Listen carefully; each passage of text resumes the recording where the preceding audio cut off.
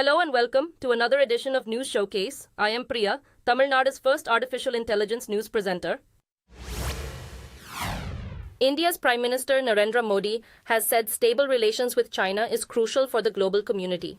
In an interview with US magazine Newsweek, he said border issues between the two sides should be resolved quickly. He also called for constructive engagement between the two neighbors to help bring peace back to its tense boundaries. India-China relations declined sharply following military skirmishes in the high-altitude Galwan Valley.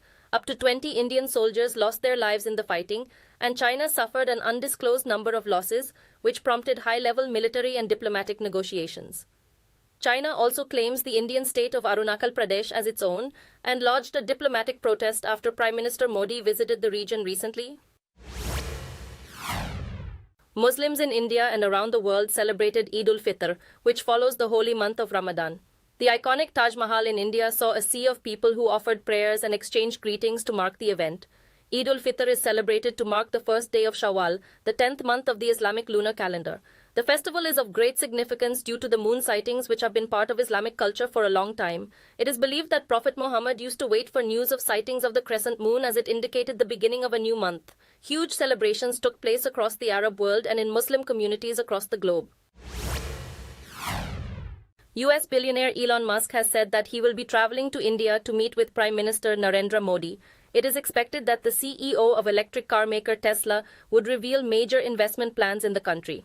Musk did not announce a date for his trip, but reports quoting an Indian government official said the visit was scheduled to take place at the end of April. According to reports, India reduced import duties on electric cars last month for foreign automakers that pledged to invest $500 million and begin local production in 3 years. Tesla claimed in 2021 that the company had been unable to introduce its vehicles in the world's fastest-growing economy because of high import taxes. In a major setback for Indian businessman Anil Ambani, the Supreme Court invalidated an arbitral award of rupees 8,000 crore that had been given to Delhi Airport Metro Express. The airport metro is a subsidiary of Ambani's Reliance Infrastructure. The award pertained to a disagreement that emerged from a concession agreement signed in the year 2008 between Delhi Metro Rail Corp and Ambani's firm. In compliance with the arbitral ruling, the court ordered the Airport Metro Express to reimburse Delhi Metro Rail for all amounts previously paid, which is 3,300 crore rupees. Anil Ambani, the 64-year-old younger son of India's best-known businessman Dhirubhai Ambani, was once the 6th richest in India, but not on the billionaires list anymore. iPhone maker Apple has issued a spyware alert to users in 92 countries after allegations of state-sponsored hacking attempts. Apple's notifications aim to assist users targeted by these sophisticated attacks, often linked to state actors. Reports said the company uses internal threat intelligence and investigations to detect these attacks and advises users to enable lockdown mode, update their devices, and seek expert help if targeted. Despite these measures, Apple acknowledges the difficulty in preventing these costly and targeted attacks. The company has also warned about spyware attacks that can occur without user interaction or through deceptive links and attachments, and advises users to change passwords for sensitive services if an attack compromises their device.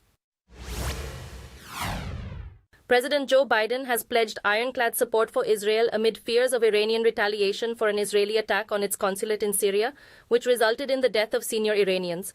Iran's leader, Ayatollah Ali Khamenei, equated the attack to an assault on Iran itself, promising punishment. How Iran would react is not clear, with possibilities ranging from a direct strike, an attack via a proxy like Hezbollah, or a cyber attack.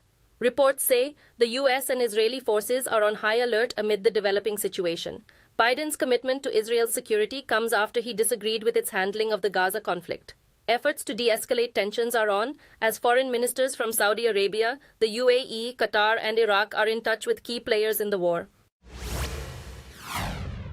German airline Lufthansa said it has halted flights to Iran in the wake of the developing security situation in the Middle East region. The airline said flights to and from Tehran will be suspended from April 6th until April 11th. In a statement, Lufthansa said its primary concern is the safety of its passengers and crew.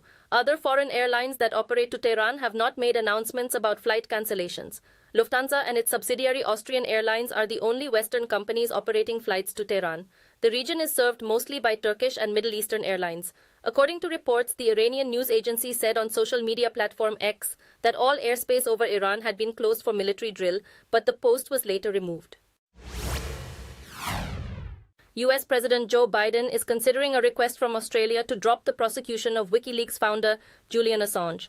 The Australian Parliament, backed by Prime Minister Anthony Albanese, recently passed a measure calling for Assange's return to Australia. Assange is fighting extradition from the UK on charges of leaking military records, which he has denied. The extradition was paused after London's High Court required US assurances that Assange would not face the death penalty.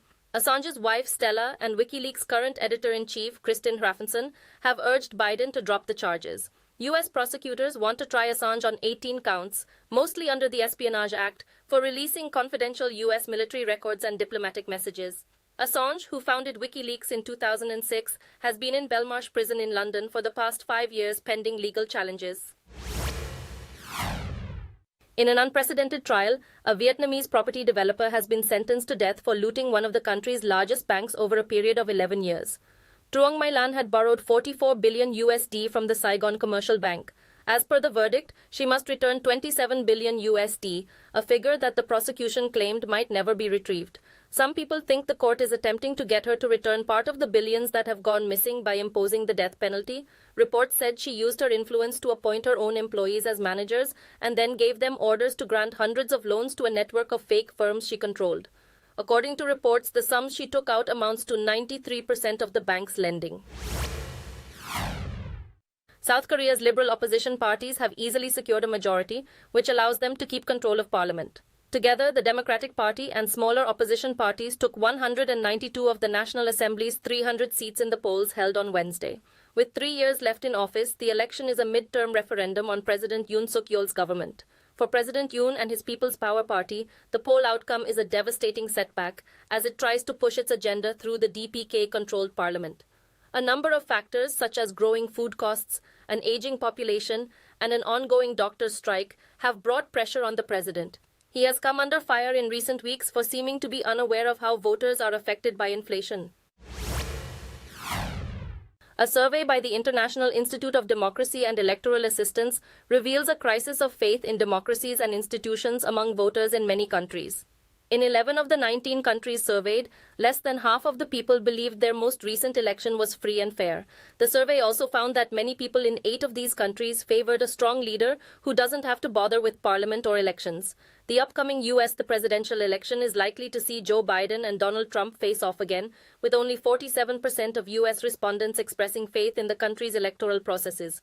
The European parliamentary elections could see significant gains for the far right and impact policies on issues like support for Ukraine and climate change. Reports quoting NASA has stated that a near miss involving a Russian and an American spacecraft endangered several lives in February. It said the satellites came as close as 10 meters, and it was not possible to maneuver either of them. According to a NASA official, a number of scientists were scared as the incident happened. The near flyby of the Russian Cosmos 2221 satellite and the American spacecraft was observed by the U.S. Department of Defense. The U.S. satellite, which assists in monitoring Earth's atmosphere, was very near to the Russian espionage satellite. A space expert said hundreds of bullet-fast debris bits would have rocketed around Earth in the event of a collision. The prominent stars in the gaming industry are getting together once more for the BAFTA Games Awards, which is taking place in London.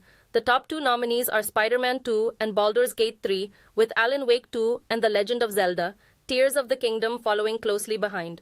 Although 2023 was hailed by many as one of the greatest years in gaming history, now it's time to see who will take home the coveted Golden Mask.